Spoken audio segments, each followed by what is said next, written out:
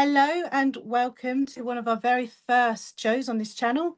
Today I have with me Justine, and she is the founder of the Dial Method, and I'm going to pass you over to Justine so she can talk a little bit about what the Dial Method is and her background. In a nutshell, I really should have rehearsed something like this. I've said it enough times and I'm going to try and make it as short and sweet as possible. But straight out of university, I worked in TV. So I had a TV career producing live shows for Nickelodeon and for MTV. It was very, very fun.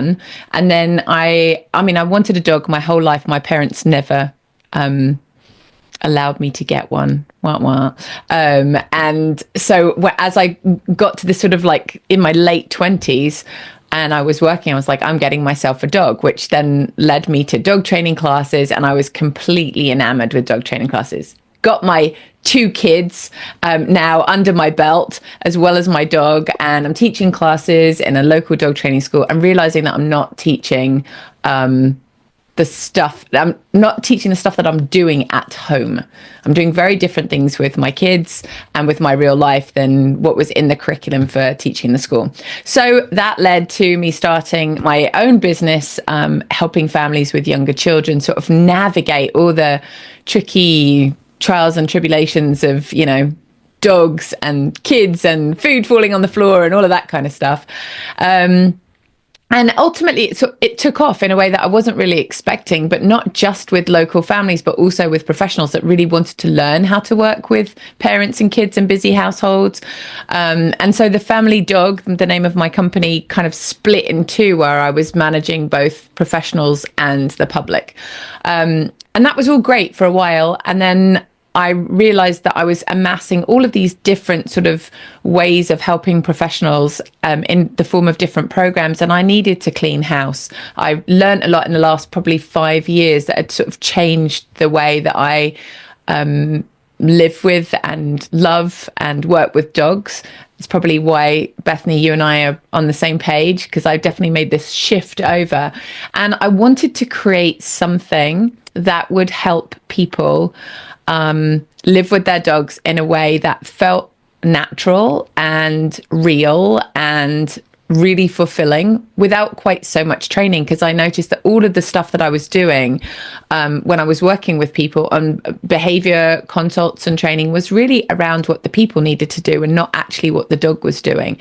And so the Dial Method became this 40-minute, it's a video program that you can watch, or you can buy a book to read it. And it's basically, you just have to remember 4 things. I've kind of drilled down to my Nickelodeon days and tried to make something that's really entertaining and very memorable, that addresses the human side of the relationship, what we, the people, need to know about dogs and what we need to do to help them fit into our very human-centric world. And actually, when we do that and we get all of our stuff right on our side of the street, we don't really need to teach our dogs tons of skills. There's not a lot of dog training, in air quotes, that needs to happen, which is amazing for the average person. Obviously, if you want to do competition, whatever else, yes, you do. But for the average pet parent, there's really not as much that you need to teach your dog if you're doing everything right yourself. That's brilliant. I mean, and I think that that's something that is missed a lot, I think, from my experience as well. And I agree with everything you were saying there. I think that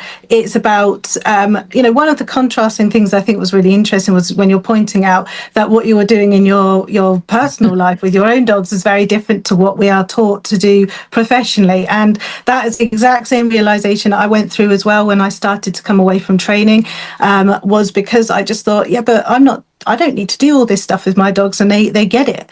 And what was it? And I had to analyze what was it that was different outside of training that we were doing. And I think there's a contrast between teaching and training, but also it's getting everything in the background right. It's the right kind of mindset. It's everything else that goes around that. So when did you kind of discover this? Like, how long have you been doing this for?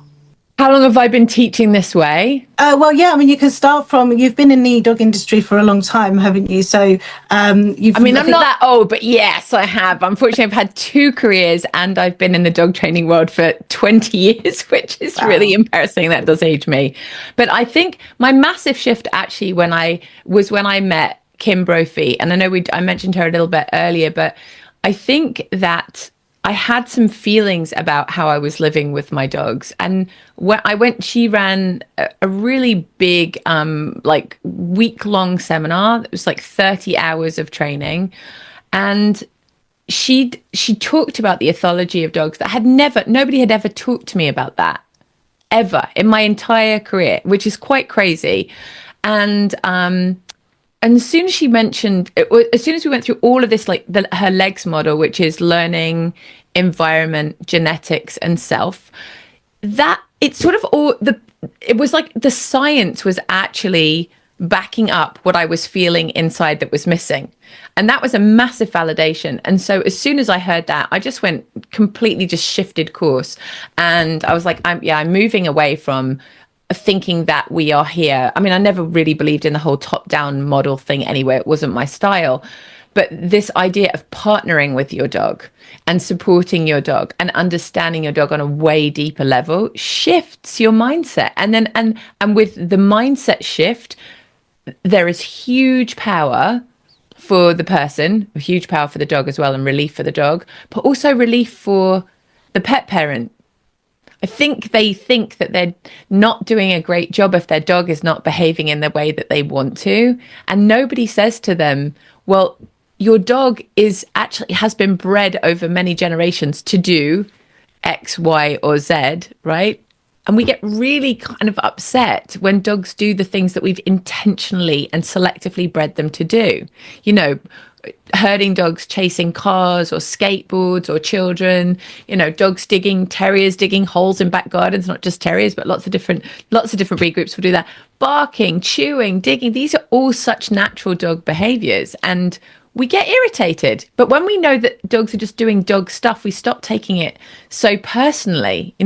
It sets a whole different context for what's actually going on here. And there's a lot of relief, I think, for everybody. Absolutely. And this is so, and that's a really good point, because one of the things that a lot of my clients were saying to me was, I just feel so much more relieved. I don't have to set all these impossible goals anymore, right. Because they were trying to, so everything, when it was just looking through like the training lens, and I'm not training bashing, because training is its place.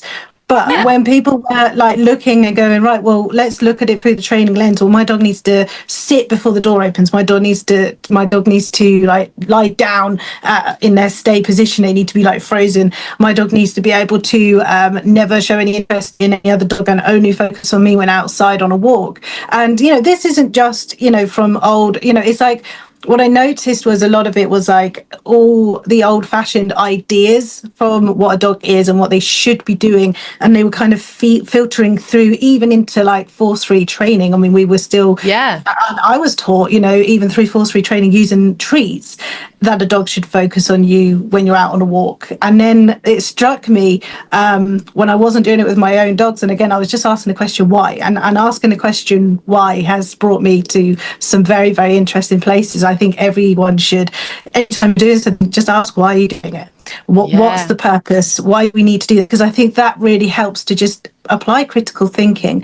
So I was walking with my dogs and I was thinking, well, I'm not doing the things that I'm taught to teach my clients to do. Why am I not doing that? And I was thinking, well, if I get my dogs, and I've got 2 rescue spaniels, if I get them to focus on me, not only is that a really hard thing to do, it's not very fair, because their walk is their walk. They should be sniffing. They should be focusing on their environment. It's not just about my walk and getting my dogs to walk perfectly. To what reason? Unless you're doing some kind of competitive hill work for sports.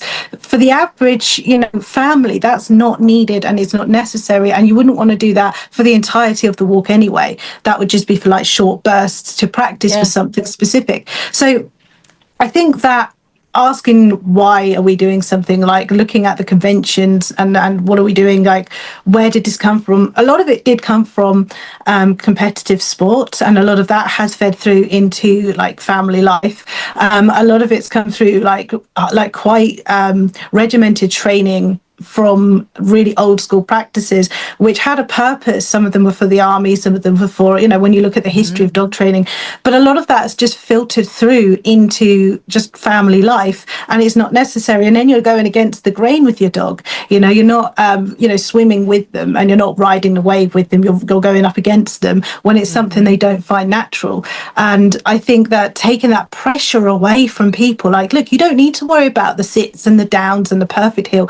What we want to do is we're focusing on your dog's mind, that they can think for themselves, that they can, operate safely, that they can regulate their own emotions, and that they can, be their own selves, and we can celebrate who they are rather than trying to change and manipulate who they are to kind of shape them into a specific way. Now, we know that with children we don't do this, or at least we shouldn't do this, where we are like, our children are individuals and they have their own personality. And I do think that there is a struggle to see the same thing with our dogs, and we know that they have their own individual personalities regardless of their breed. I mean, we've got breed traits, but we also have personality inside of that as well.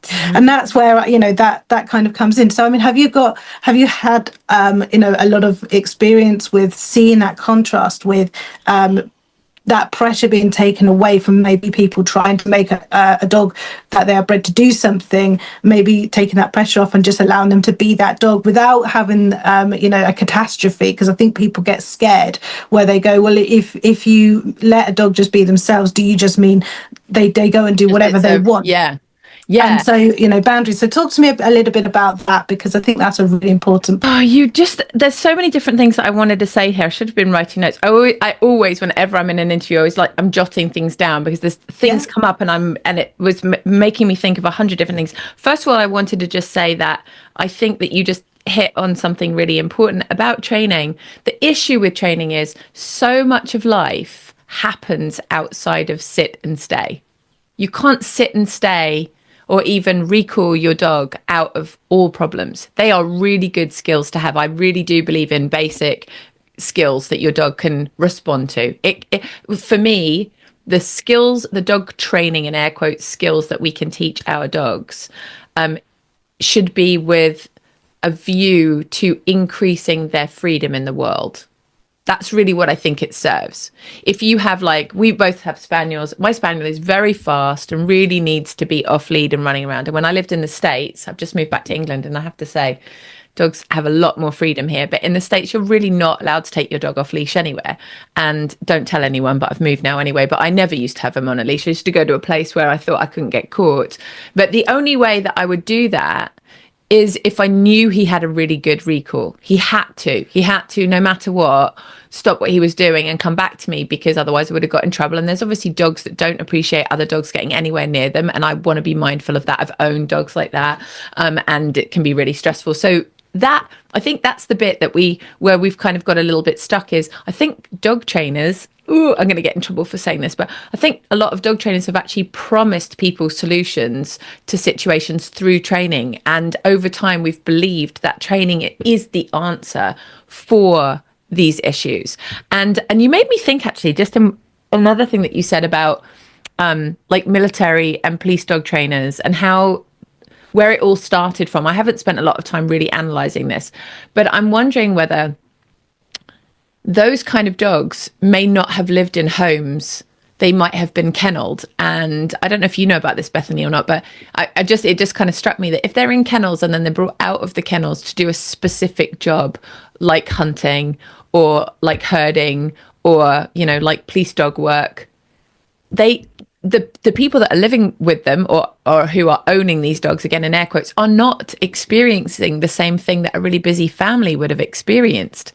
So it's not even apples to apples comparison of how the training would work. Absolutely. I mean, it's such a different thing, and there was a different purpose, a different drive, a different bloodline in the breeding of the dogs they would be using, and so the kind of training and a lot of it was it had a purpose. A lot of it was safety and protection, and these dogs served purposes, and they needed to be trained.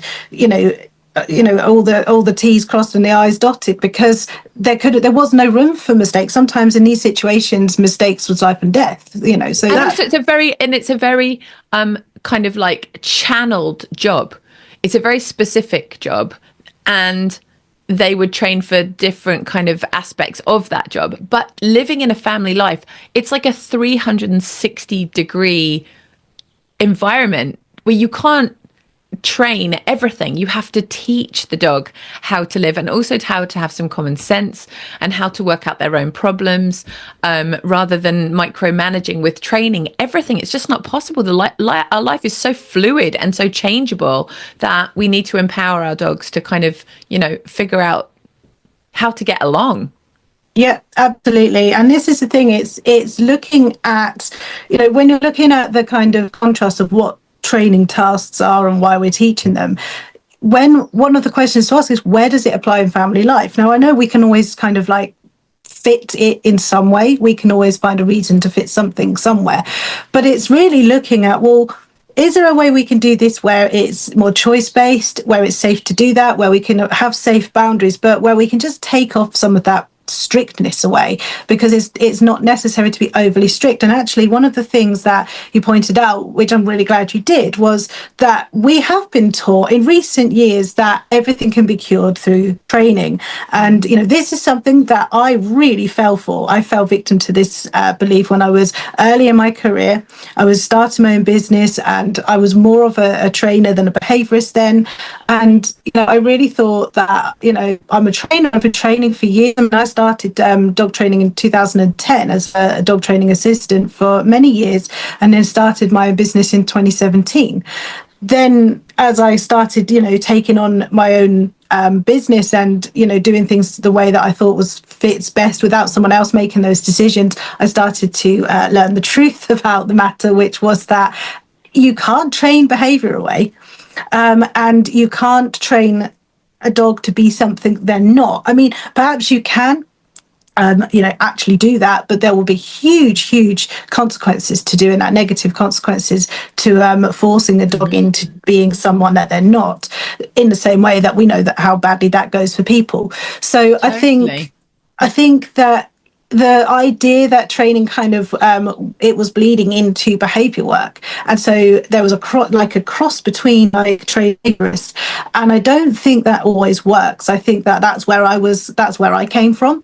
So I was trainer, behaviorist, doing the crossover training, trying to train behavior away. Oh, well, if we use treats here, if we, condition here, if we do all these kind of fun games here, that would change the mindset. And of course it didn't. And I learned this as well because I took on, and I've written about it in my book, but I've taken on a foster dog. I tried to rescue a puppy with quite a lot of behavior problems. And I just thought, well, we'll just do some training early on. She's young. We can change all these things through training.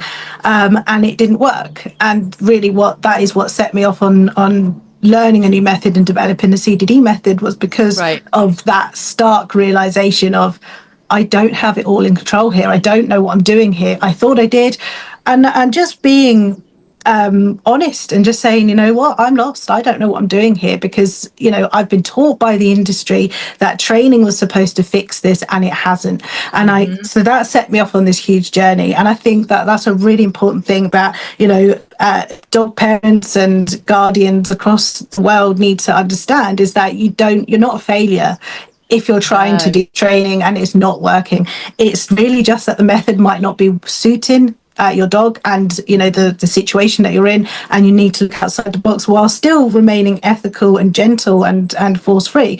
But there's so much more outside of training, and I think that is either equally important or maybe even just above more important, because as I think maybe you'll agree with your dial method, is that if you're training without all the other stuff and the essentials, that's not going to get you very far, and it's not going to be very ethical on your dog. So you need to have all that kind of background stuff going first, safety and all of that, before we even start training. So there's so much more we need to do even before we think about training. So I think that that removal of that pressure and guilt for some people, that, if this isn't working for you, it's not that you're not doing it right. It's not that you're not doing your best, not that you're failing you or your dog. It's just sometimes that you need to have another look in a different way, and maybe a change in perspective. 100%. And that relief, I think, is really powerful for people. I was thinking, as you were talking about about that we've been taught as soon as you get a dog that you need to train it. But when we have children, we never talk about training children. You never buy a baby training book. It just doesn't exist. People buy parenting books because they know that it's what they do that matters. The environment they set up for that baby, the times they feed the baby, the way they nurture the baby, all of that stuff is going to impact the way they sleep and the way that they show up in the world. And I don't think it's a massive jump for us to say, well, we know that dogs are not children, obviously, but these puppies that we bring into our homes and our lives, they are our dependents. So without us, they are as helpless as a baby. They are looking to us to provide for all of their needs. And we don't train, this is like a line that's really big in the Dial method, is that we don't train children. We gently show them how the world works and how to make the most of it. And I think that we could do exactly the same with dogs. We don't have to be, we manage to raise kids without training them. We teach them stuff. We're teaching them all the time. And in fact, they're learning whether we're teaching them or not. They are learning the same way dogs are. So I just think that the same methodology can be just as effective for dogs. And you're developing this amazing language to help contextualize the world for dogs and help give them some clues about how to respond to different things, what's happening around them, and how they can react. And being a really good coach and being a really good parent. And in the Dial method, I do have, the 4 things that we need to remember in my breakdown is they need to see their dog and know who their dog really is. And I think that acceptance piece and actually not pretending that there's something else. I do have another dog he's a terrier mix, and he just would love to chase squirrels all day. And if he's outside, he'd be gone. He would just be gone, and he'd be back when he was ready. And for a long time, I wanted him to be a spaniel. I just did, because that's the kind of dog that I grew up with, and he's not. So all the time I'm not accepting him for him. We're in conflict, and I'm trying to train him out of being a terrier. That's not going to happen. So once I accept him for who he is, then how do we work our life together so that he can have some freedom to do what he needs to do? And I'm also not ripping my hair out, because that's really important too. It's my time and my life and my home as well. So it's not just letting the dog rule the roost and call all of the shots. The people have to be equally happy. It's got to be a two-way relationship. The second piece of the Dial is parent your dog. And that was, I definitely toyed with the verb parent, because I thought I was going to get some huge pushback about that. Oh, dogs aren't children.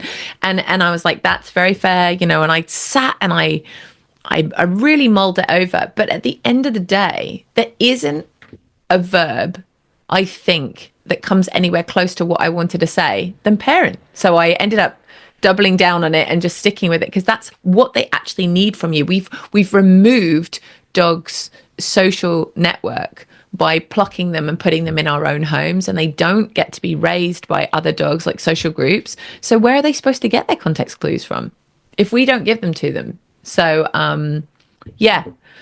I think that's really, really important. We have to do that.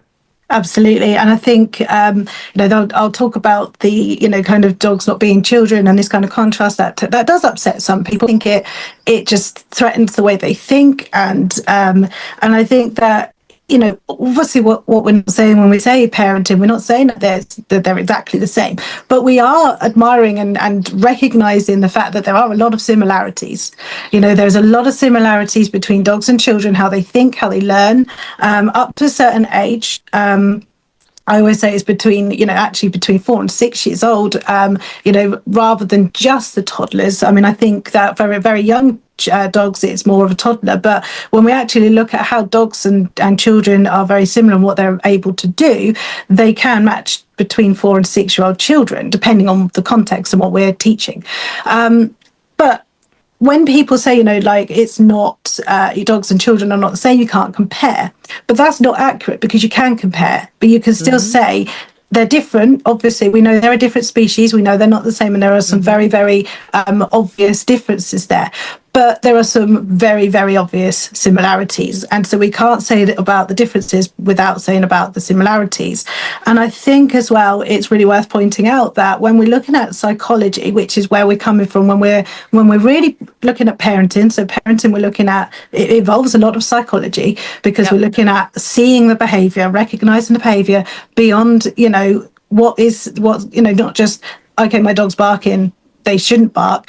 We're looking beyond that. Okay, but why is the dog barking? What's causing this bark to happen? And then, looking at how the dog is feeling, and we go and we're stripping down those layers. So it does involve psychology. And when we look at psychology and where we got the, all of the stuff that we've learned over the years, a lot of it has come from animal psychology.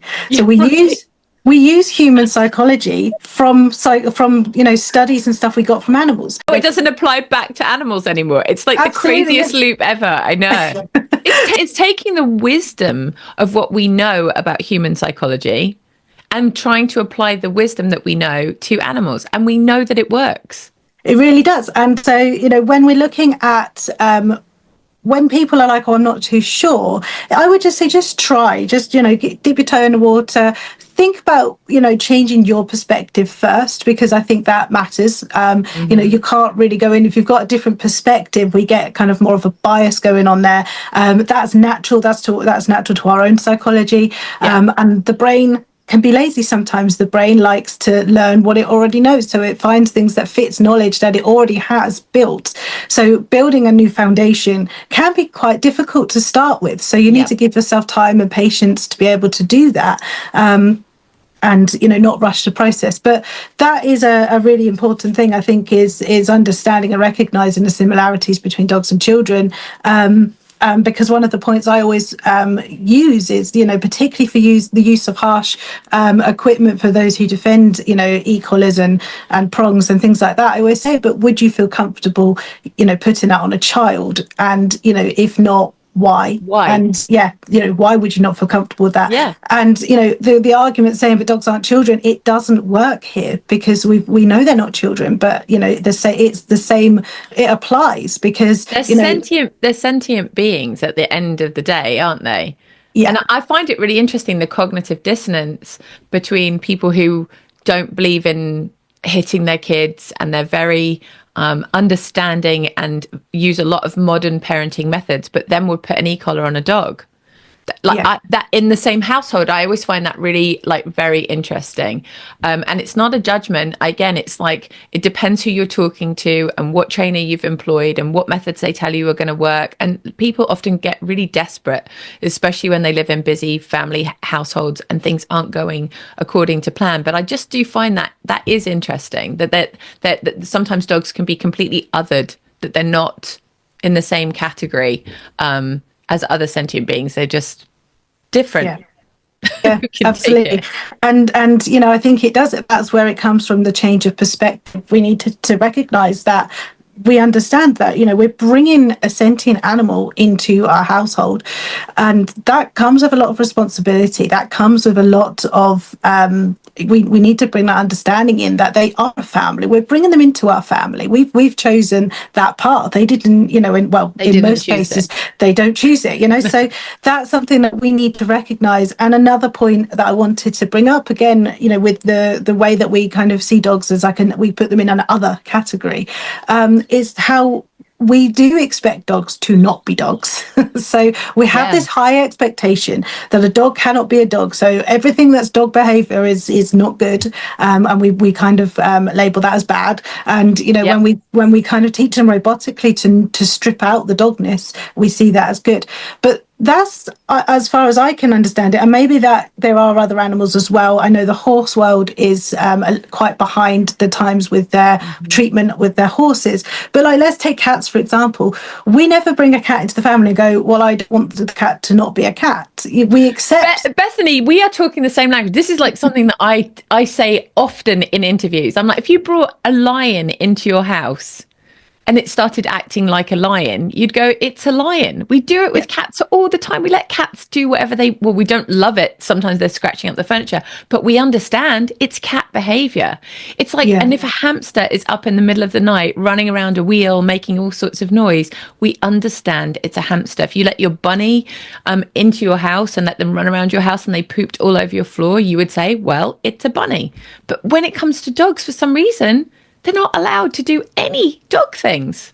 Yeah, and that's it. And I think this is where the unrealistic expectation comes in, where we're like, well, my dog's broken, my dog's wrong, my dog is Right. disobedient. And it's like, no, your dog is not broken or wrong or disobedient. They are a dog. That's what Yeah. they're doing. And it's actually our perspective. We have to work out a way to adjust our own lives so that we can accommodate their needs, but also our needs. And like you say, it's dog centric, but it's human centric too, where we Yes. can bring that equal balance to the table, because we can't have it where our dogs are ruling our lives, because No. that causes chaos for them Yeah. as well as us as well. Totally. When I see that their dogs and they're just free reigning, there's no boundaries, that brings utter chaos. I can see the dogs in a constant state of mania. We know that's not healthy. So But we could it's also bring that back then to children. Again, it's the same thing. If you just have a boundaryless life with children, they feel really unsafe. They are yeah. hoping that you are going to create some boundaries and some safety for them because you're the people driving the bus. And if you're not driving the bus effectively and safely, then children are going to panic. So giving kids too much freedom, it's like you want to give limited choices. And that, I think that's a really important thing, that both children and dogs need to know that you've got it, that you can manage the situation. When anything kicks off, I think that's one of the biggest lessons. It's really interesting, actually, moving back from the States to here has been a bit of a test for me, letting my dog sort of out and meet other dogs, because he's really quite good with other dogs. But I noticed I was quite anxious about how those interactions were going to go down, whether the other dogs were going to be, too much for him, or whether he would stand up for himself, or whether he would just like roll on his back and be like, whatever. And I had to let go a little bit of, micromanaging his interactions. But by the same token, I wanted him to always know that I'm around. So if anything looks like it's going to kick off, or a dog comes in really hot, sometimes dogs come flying and they're like, way, hi, nice to meet you. I will always position myself between the incoming dog and my dog, and just in an attempt to sort of like, hey dog, hi, said hi to me first and give him a break, because I want him to know that I'm aware. I'm there, like I would do with my kid. I'd put my kid behind me. If I saw someone dodgy walking towards me, I'd never let the kid be out in front. So they're the first person that's going to meet the dodgy individual. No way. You'd get hold of their hand and you put them behind your back. There's so many things. If we think of dogs in terms of like what we would do with a child, it's not a difficult jump. It's really not a difficult jump. And if you've ever lived with kids and dogs in the same household, it's undeniable how similar they are.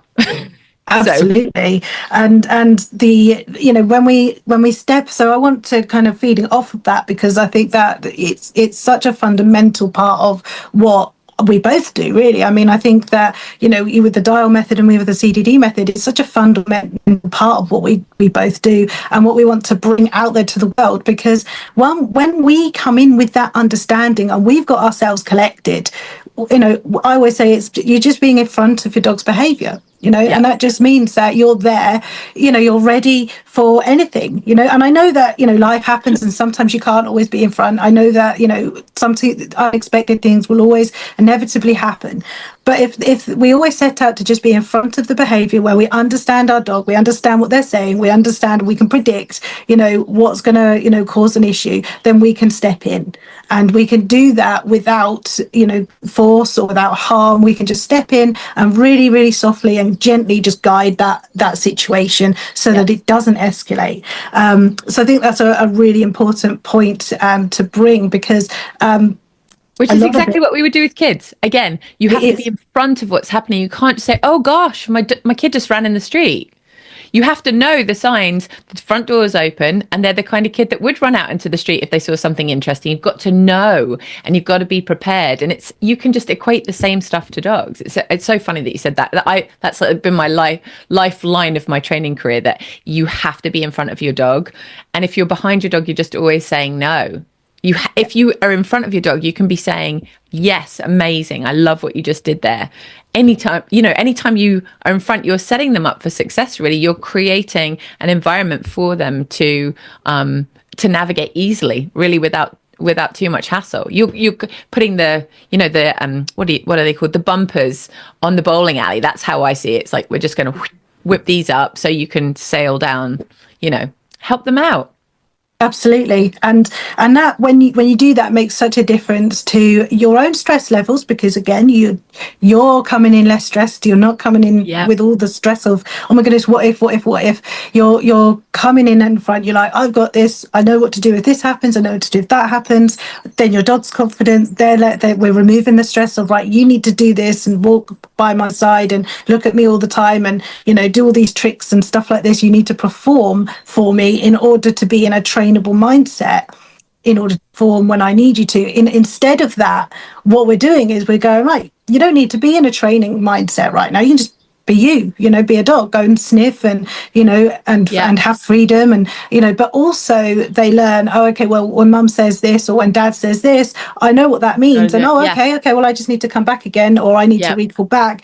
And I think that obviously we need these skill sets that are extremely important to provide a dog with more freedom, but I think it's knowing when to use them and not using them as micromanagement, because I think a lot of people panic. And so they're like, well, I'm going to get my dog into control in case of X, Y, Z and all the rest. But that can often be overly controlling. And then we never get our dogs to think for themselves or learn for themselves and actually develop their own sense of self, which is highly, highly important. So it's bringing that balance in, knowing when to use the skills and teaching the skills without overdoing it and overtraining them, which is where we get that kind of robotic behavior. And an example for this is a kind of wait or a stay.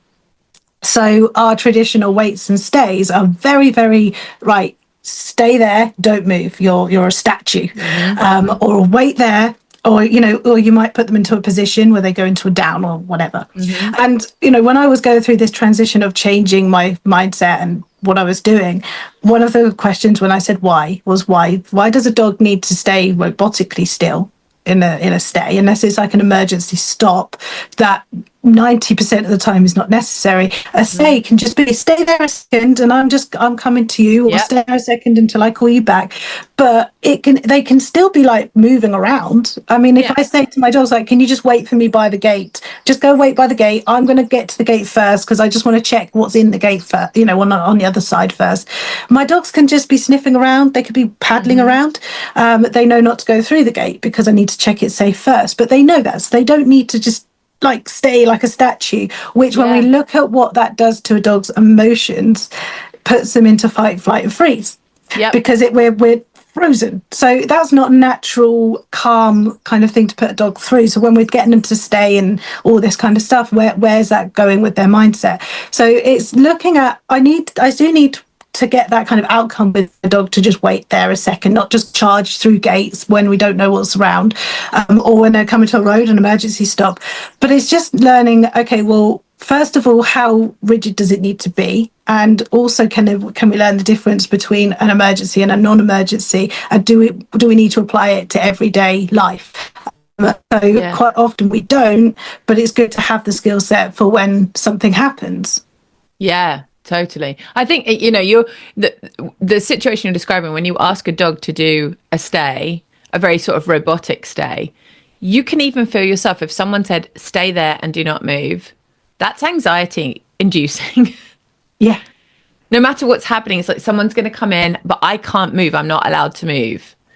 That doesn't feel freeing or take your blood pressure down or any of those things. But if somebody said, hey, can you just hang on, just wait around here for a second. I'm just going to open the door and let somebody in and I'll be right back. Like, they're just in that concept that's a complete mental shift for a person, and it also again can apply to a dog. If our rigidity is not good for us, and it's definitely not good for them. You said something just a moment ago that I thought was really genius. It's like, in a situation, no matter what's happening, if you ask yourself, what am I going to do, that actually doesn't have anything to do with your dog. You have to think about what you're going to do first. That's like the core of the dial method is, what am I going to do? This is me. I actually, in putting myself in the driver's seat, I have to be the one who knows the plan. And I'm going to help the dog no matter what the situation is. And I think up until now, people don't know the plan. Because we spent so much time looking at the dog that they don't know. And then the dog has to wear all of the responsibility of not getting the plan that they don't know wrong. Do you know what I mean? So if we can shift the responsibility back onto the person, but also give the person who's at the reins, give them lots of knowledge about how to be able to, what is expected of them in any situation, then they can feel confident, they can feel calm, and they can help their dog no matter what the situation is without putting the pressure on the dog. You know what that reminds me of is when I was taking driving lessons. So when I was taking driving lessons, I was really anxious. I didn't know the plan. And so I had a really, really good instructor. I was really lucky because, it can be a bit of a mixed bag. But I had a really good instructor. And what he did was he said, you're panicking because you don't know the plan. Right. You're panicking because you're not thinking, well, if this happens, what are you doing? You're kind of just like going in and just like tunnel vision and going for it. And that's really dangerous. That's going to make you panic when something happens. So, one of the things that when you're taught when you're doing driving lessons and inevitably when you're doing your test is planning ahead, having your plan in your head and knowing what you're going to do. Because then when you come to, so for me, it was roundabouts. I hated roundabouts. I was really, really getting stressed about, oh no, we're coming up to the roundabout, what do I do? And then everything, all the procedure, I'd forget. And part of what it was because I wasn't giving myself enough time before getting to the roundabout to just think through my plan. Okay, if I slow down, if I take a breath, if I just, don't rush the process, because when you're nervous, you want to rush through it all. Is take the time, think about what your plan is, remind yourself, go through it in your head. And then when you get to it, you know exactly what you're doing. Because and that takes away all of the nerves, all of the what ifs, all of that kind of stuff, and then you're coming in, you're calm, and you're going to get better and better and better at doing it. And I think that that comes for us as well as our dogs. It's giving them the plan, but it's also having the plan ourselves, so that we know what we're doing. Yeah. Exactly. And that's the fourth piece in the DAR method, is create a plan. And I think you're exactly right. When you know what the plan is, and even if you write it down as well, there's so much clarity and there's peace in that. I mean, my kids, I was just saying this to my mum, actually, because my mum's got a really bad back, and she's the devil. She just will not rest it. She needs to rest for days to get it better, but she won't. And I said to her, what would be she's all the things she wants to do, cleaning and all of, she's very house proud, but they're horrible for her back. So I said, what about we take a sheet of paper, fold it in half, and we talk about, list all the things that are really healthy and good for your back on one side, and all the things that aren't on the other side. So when you want to do like one of the bad things or unhealthy things, you can look at your list and it's already there. I can sit down, I can write a letter, or I can play piano, or I can do whatever. Just putting that on the wall immediately takes away the stress of, oh my gosh, I don't know what I'm going to do, or just not doing the right thing in that moment because you don't know what your plan is. I used to do it with my kids with lunches. We've got nothing for lunch. I was like, these are all the sandwiches you can make, or these are all the snacks. Go into the kitchen and look at the list, what's on the list. It's all there. But without that visual, without that kind of piece, I think people either default back to like not so healthy habits, or they get really flustered. And actually, Bethany, about roundabouts as well, that kind of links into another thought that I had. When you're at the roundabout and everybody's going quite fast and you're kind of pushing to get in, you can also feel massive social pressure to push into the roundabout before you're ready, right? That's one of the anxiety producing things, like, oh, I can't hold up the traffic. That would be dreadful. And I think that we feel that, again, with the way we raise kids and we raise dogs, like the social pressure, my dog needs to be under control, my dog needs to do this, my dog needs to do that, and I am failing if I am not able to do these things. When we can give people the freedom and the ability to, just what you said, slow down, take a breath, what's my plan, and activate it. It's really that, it is that simple. Absolutely. It's simple to say, it's not always simple to do. Obviously, I don't want to minimize it, because if your body has got muscle memory to do certain things, you're going to have to rewire yourself a little bit, which is not easy. But the slowing down, taking a breath, giving yourself permission, and trying to tune out the outside noise that isn't being so, maybe so supportive or kind. You just have to let it go and be like, I know I'm doing the right thing for myself and my dog, and this is what I'm going to do. Again, I'm going to bring you up on a point that you made. That's an excellent point about the social pressure, because one of the things that I was always taught when I was learning to drive was, because I did suffer with the social pressure. Oh no, I'm holding the whole, I'm making traffic. What do? My drive instructor would say, you focus on what you're doing. You focus on what you're doing. You do not focus on what they want you to do, because they don't know the situation that you're in. So you focus on what you're doing and you calmly do what you need to do. And I think that really applies to what when we're looking at what we're doing with our dogs. Focus on what you're doing with you and your dog. Don't look at the lovely looking Instagram account where the perfectly trained dog looks really amazing and everything's perfect because you're getting these little snippets of it. You don't know what went into doing that. And again, looking at the goal, like, what's your goal? Not everyone else's goal for their dog. What's the goal that you have with your dog? And this is something that I had to, again, with my why questions, when I was questioning everything, I had to question, well, what kind of life did I want with my dogs? Do I, as a trainer, I felt a lot of social pressure that I had to be going out training with my dogs and taking them to events and doing all these amazing, and that they have to be perfectly behaved all and the they time. had to be perfect. Yeah, absolutely. So I had a lot of pressure that I had to do that. Now my dogs are not well suited to that. They don't do well with lots of training in lots of places. Now one of my dogs does actually like a little bit of training, a few training games. One of my dogs just could not care less. He's like, no, Mum, I'm doing my own thing. I'm outside now. What are you doing? I want to dig. I want to sniff. I don't really want to point at, when we used to do all the middles and that. He's like, well, why are we doing this? Whereas my other dog was like, yeah, this is great fun. Yeah. So it's looking at the differences, but also, did I want, without the social pressure, did I want that life where I had to train all the time? The answer to that was no. I didn't want to train my dogs all the time. What I wanted was to live my life with them as a family. I wanted them to feel calm. I wanted them to feel comfortable. I wanted them to have, be allowed to express excitement, even if it might not have been the most, beneficial time for me. If they're excited, they're excited. I'm not going to suppress that. There's a difference between, I think, being, people don't realize, is being excited and being over aroused. There's a very big difference. And so people suppress the excitement because it's not what dogs should do. And I think, a lot of it was, I wanted to picture that life I wanted with my dog, and it didn't actually involve training all the time and getting my dogs to do loads and loads of robotic things. It was, well, I just want to go for nice walks and enjoy the walk with them and know that they're safe and they know they're safe.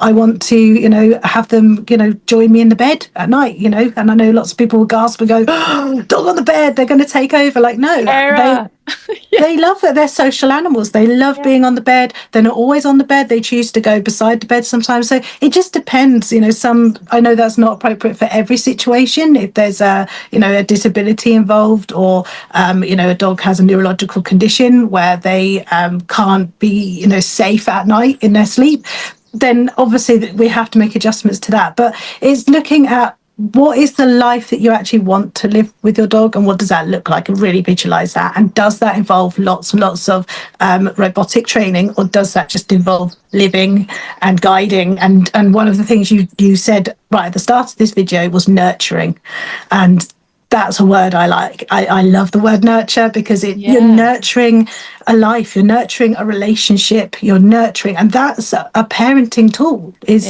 nurturing. And so I think that is all I pictured when I look, and when I ask my clients, what do you picture with your dog, what do you want with them, it's I don't think I've ever come across one person that's like, I want a dog that I can just train. because that's not family life. They That's want not. they want the life. I think you're right. They want the life, and we've been promised the road to that life is through training. And Yeah. that's really, they just think there's only one route. And it's not surprising, because that's all anybody's ever heard. But it's really nice now that the doors are opening wide open for different sort of methodologies to come in and show that there are different roads to exactly the same goal. And I love that you're so clear on that, and that that's what you share with your clients, because it is very, very freeing. And also to go back to the Instagram, perfect dog stuff. Also, I think that people not only show snapshots of the perfect moments in their life, but I think it's really important that we let the world know that some dogs are just easier to live with than other dogs. And that's just a reality. And in fact, the dog sitter that Juice goes to when I'm away, my dog, she's a spaniel person, and she's had spaniels all of her life. Her dad's had spaniels all of his life, and she's got a Springer spaniel now that is climbing the fences and just taking off. And he climbed over a 5.5 foot fence this week, and he just ran. And we were talking about it, and I just loved that she has accepted that he is not all of her past dogs. She has accepted that he is his own personality. He has a really high drive for running and chasing, and he is from hunting stock. So if you get a dog like that, you have to kind of be open to the possibility they're not going to live the same lifestyle maybe that you pictured. Maybe the Instagram picture of the dog that was sleeping on their bed, that dog may have been just caught in that moment, or also might spend all day sleeping in their bed, and it's not going to be the Springer Spaniel of my dog sitter, just a different dog. And you just keep banging your head up against each other if you don't accept who your dog is. And sometimes it can be a bit of a tough pill to swallow, but it is a gateway to an amazing relationship, because you can remove all your frustration if you know who your dog is. Absolutely. And it's something that, personally, I've been through this. When I got my spaniels, they were our first dogs, that were ours. Family dogs, we'd had an English bulldog and a golden retriever. And they were like so easy, easy. Everything was a dream. So when me and my husband were getting our first dog, that was the image I had in my head.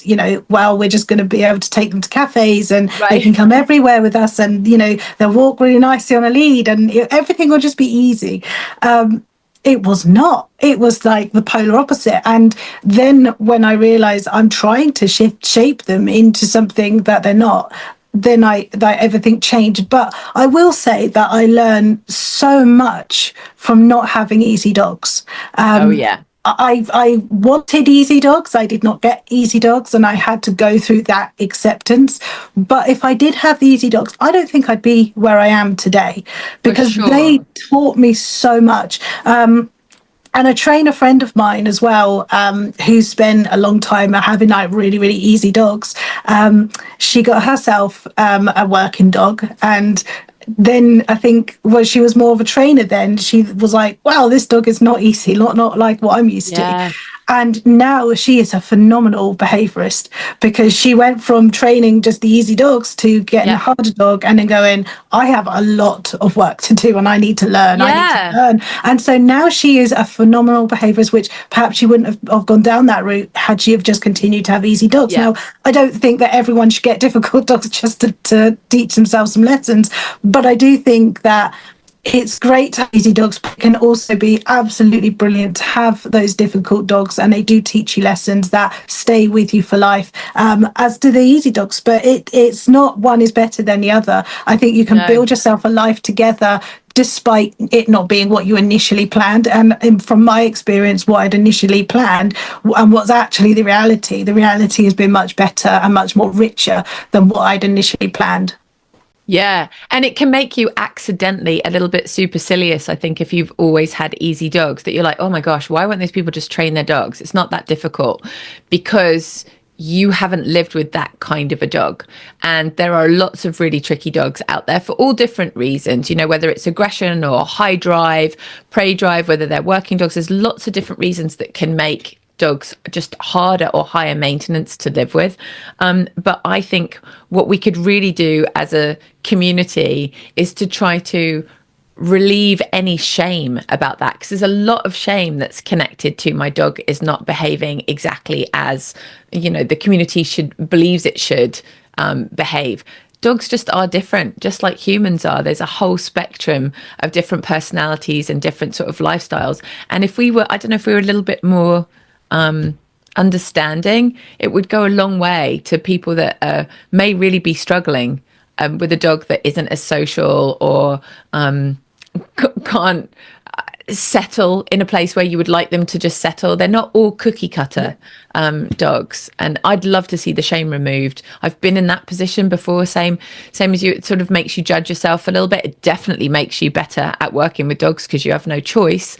It's the same as having children that have challenges. You have to push through that challenge, and it takes you to another level of parenting because you can't just do the simple things. They don't work.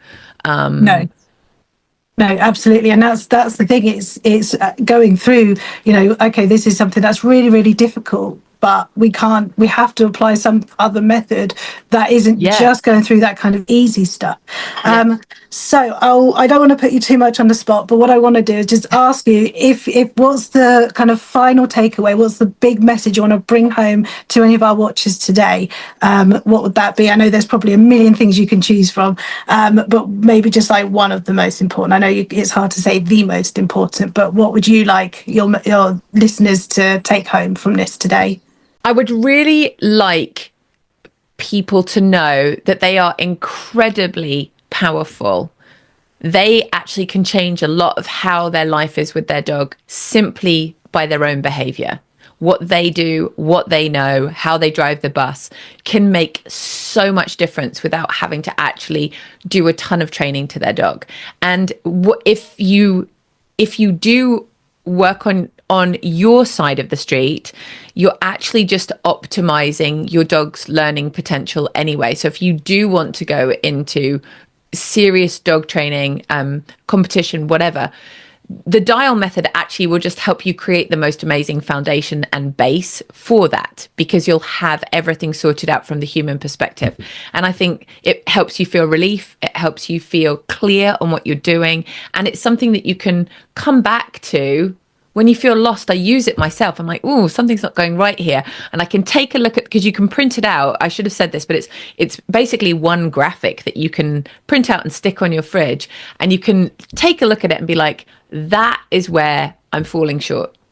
I know I'm not doing that bit. And I think that is so empowering to people, because we don't always know what we're supposed to do. And then immediately when we don't know what we're going to do, we then sort of start looking at the dog and be like, well, why aren't you doing what I want you to do? But we don't have a plan. So it's the empowerment and the relief I think people can feel by getting their side straightened out.